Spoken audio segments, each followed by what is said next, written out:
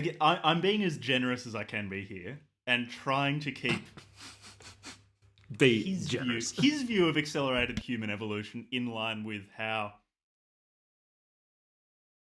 the broader scientific consensus of what constitutes evolution, how evolution functions. So, go on.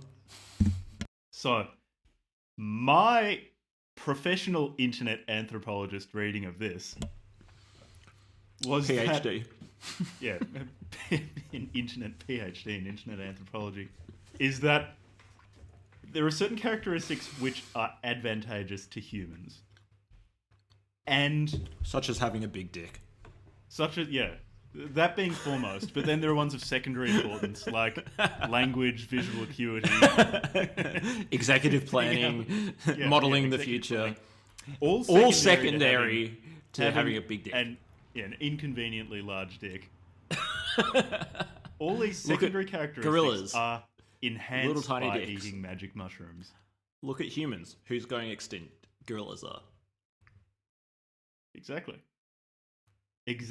And it's because they haven't discovered magic mushrooms. And so, magic mushrooms have a number of benefits, unqualified benefits. One of these that Terence McKenna notes is they improve visual acuity in low doses. That's a key. That's like a key. It's like in low doses. So definitely do not increase visual acuity. No, there is research. Roland Fisher in the 1960s, or late 60s, he gave students low doses of psilocybin. Psilocybin is the psilocybin psilocin, but it's one of the active ingredients in magic mushrooms. It's one of the reasons why you would eat these preferentially to porcini mushrooms.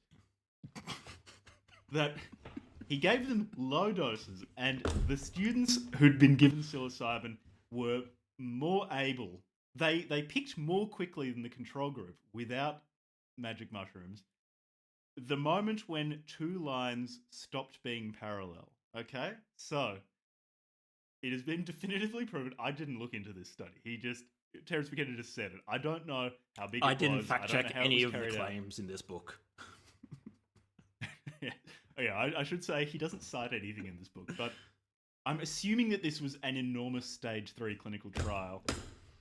At least 50,000 participants that has categorically proved that taking magic mushrooms at low doses has been reproduced many times by independent organisations. Or by us. Published in Science. Yeah. Oh yes. It's certainly increased my visual acuity. Yeah, so when you take magic mushrooms and the walls start breathing, that's not because you're hallucinating, it's actually because the walls are always breathing. You're just seeing it clearly now. You're just seeing them clearly. So, you're seeing the non-parallel lines of the walls. Obviously, this helps you hunt. Clearly. If you had to choose between attacking a lion with a spear sober or having just taken a slug of cubies, then clearly you'd prefer to be high when you're doing it. And because you need your spear when you're hunting an animal, or your arrow, or your stone from your slingshot to travel in a straight line, or in a trajectory that you can estimate accurately. So clearly,